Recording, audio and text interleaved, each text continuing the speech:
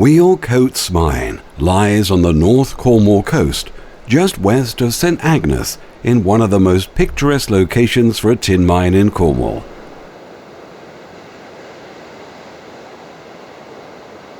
The mine opened in 1802 and was worked until its closure in 1889. It reopened briefly between 1910 and 1913, but without much success. The site is most notable for its 3 engine houses, and in particular the iconic Towanroath shaft engine house, which is now a Grade II listed building.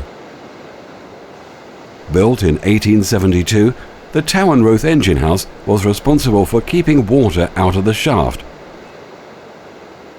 The other 2 engine houses were stamping and winding engine houses. They were responsible for hoisting and crushing the tin ore.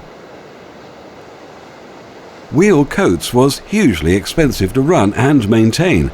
In its heyday between 1870 and 1880, the mine employed 138 people throughout the site, although production was intermittent and in general the enterprise was unsuccessful.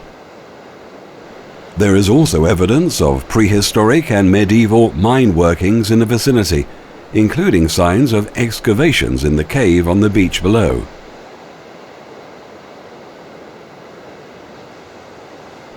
Cornwall is littered with such ghost mines, but few are as complete as Wheal Coates, or can lay claim to be located in such a stunning location.